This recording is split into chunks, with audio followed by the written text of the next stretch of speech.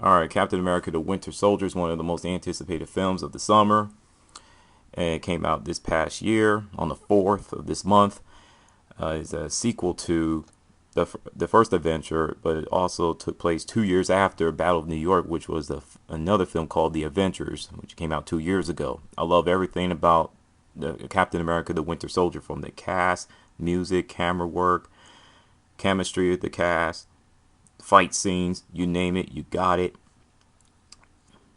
Anthony Mackie plays the Falcon. He did one spectacular job. Only two minor issues. I feel that they didn't fully utilize him, which I'll get to X-Men live action movie franchise in a second. And the costume of the Falcon was just lazy at the highest level. And on the honorable mention, I felt that the romantic thing with Sharon Carter slash Agent 13 and Captain America, Steve Rogers, was just completely overhyped. That's just how I looked at it. They kept talking about it. Then all of a sudden, it just wasn't there. I'm thinking, it wasn't, like I said, it just wasn't there. So, other than that, in the two tiny issues, I give this film a 4.5 out of 5 shields, 9.5 out of 10 stars, A minus, SA17's silver star, no, platinum star of approval. Go see this film, or if you don't want to go to the theaters, you can let them wait to get the DVD. So that's my thoughts on Captain America: The Winter Soldier. Teenage Mutant Ninja Turtles 5 new trailer. Brothers, you saw Splinter. You saw like the right side of him. He has like a black eye. Not black guy, but black eye. Excuse me. He wielding the sword. Look like he's ready to battle the Shredder. It looks pretty sweet. I'm still gonna go see the film, so I'm ready for that. Now, as for X-Men, I love everything about it. I've been a fan since the '90s. You know, the cartoon series, the video games, such as Super Nintendo version of X-Men Mutant Apocalypse. I beat that game like who knows how long, like X amount of times. I lost count after 20. They were in like crossover fighting games like X-Men versus Street Fighter, my favorite of all time. X-Men Children of the Atom, Marvel Superheroes versus Street Fighter, you name it. And they were in what was it?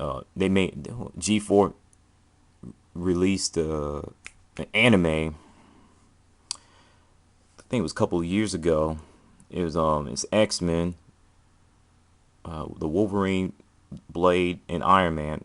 They did one spectacular job on X-Men.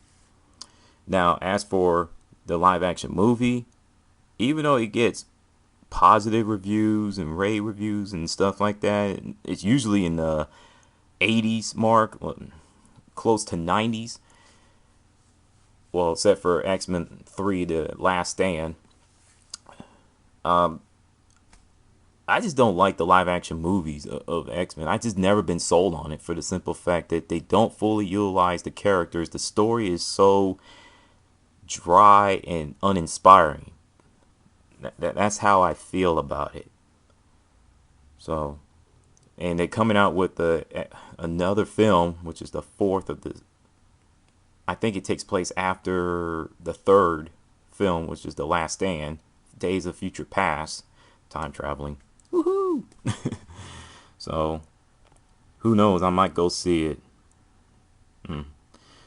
Alright, move on to games. Adam Sessler leaves Red 3 Games. He retires. For what I've heard, he retired. Who knows? He'll come back. He'll be back.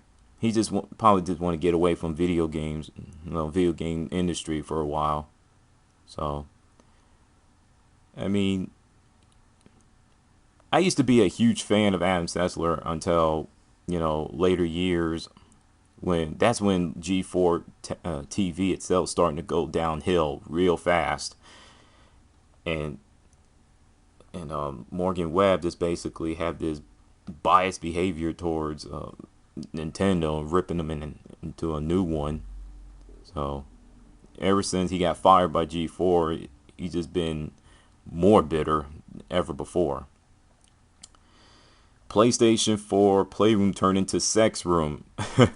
That's one of the most hilarious gaming stories of 2014. I love it, and Sony should know better, man. It's like, oh, Sony didn't know any better. Come on, you're telling me they didn't know that people are going to do something like that?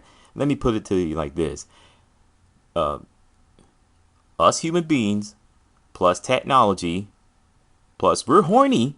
Yes, we are. Equals PlayStation 4's Playroom / aka sex room. I'm just saying. So, Call of Duty Ghost voice pack for DLC for $3. I heard about that. I read about that story, and all I can say is you had 50 Cent in Modern Warfare 2 and Ice Cube for Call of Duty Black Ops 1 for free. Why you're charging players for a voice pack for Snoop Dogg? I don't understand at all. That's just completely milking Call of Duty Ghosts, or just milking Call of Duty in general to dry. I mean, they didn't do all this microtransactions until, what was it, Black Ops 2. That's where it all started, and Call of Duty Ghosts has gotten ridiculously bad. And you already know the story of the player lost a match and called the SWAT team on the opponent. The links will be in the description. And one more story of Call of Duty. Major League Gaming partnering up with the cable sports giant to host an 8-team Call of Duty Ghost tournament at Austin's inaugural X Games Festival in June. Which the date? Where's that article? It'll run from June 6th to June 8th, and it will also be aired on yours truly, ESPN and ABC. And while the entirely of the tournament will be streamed on MLG's streaming platform, MLG.TV. My thoughts is this: ESPN has gone down the toilet for years, so this move doesn't surprise me. I feel that Major League Gaming could have had like its own channel, cable TV, whatever. Speaking of that, everybody's all excited about this, but why the hell you weren't excited about G4 Tech TV Arena? Which by tomorrow, it's going to be 12-year anniversary for that show, but unfortunately it's dead. You didn't give a damn about G4 Tech TV's show called Arena, so why all of a sudden why should I and everybody else should give a damn about it now? Because it's on ESPN, and we get to see a bunch of douchebag and players and acting the fool to the highest level. Woo! That would be awesome, baby. And it's so disrespectful when I hear people say, oh, competitive gaming is sports and everything else. I'm like, yeah, skateboarding, BMX, and all other things at X Games, you're telling me that's not real sports? You're telling me that's not extreme sports, but sitting on your butt, sitting on the couch or chair, on the floor, or wherever you want to you sit, using the controller, pressing buttons, using an analog stick to move your character, that's a sport? Really? Get out of here with that mess, man. Damn. Alright. A little bit of sports. The Undertaker lost to Brock Lesnar in WrestleMania 30. I did not watch it. Did not watch the pay-per-view, but I've heard about it on SB Nation website. I just had an empty feeling that he was going to lose. When I think about WrestleMania, the biggest matches in WWF, World Wrestling Federation, now World Wrestling Entertainment. But it became more about the Undertaker, the Phenom, the Dead Man, than the WrestleMania itself. You want to see him wrestle. You want to see him win the match to extend the streak. Unfortunately, like I said, he lost to Brock Lesnar. He was obsessed of breaking the streak. He's a legend killer if you think about it. UFC, now WWE. What's next for him? Now, I heard about the Ultimate Warrior's passing. It's sad, and I'll remember for 3 things. Him beating Hulk Hogan in WrestleMania 7. I had a toy of him, an action figure of him. He has this ridiculous amount of energy. He's crazy, but energy to the highest level. And I won't forget that. So, a memo to Nancy Grace, if you're going to do reports on wrestlers and stuff like that, make sure you get the facts right. Owen Hart didn't die from steroids.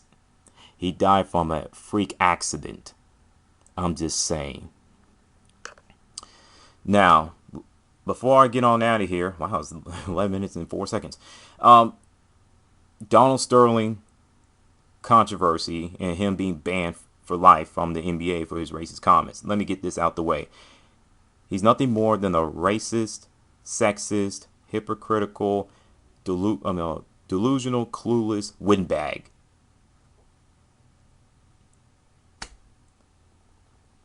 As for the girlfriend, she's nothing more than a gold-digging bimbo with no self-respect whatsoever.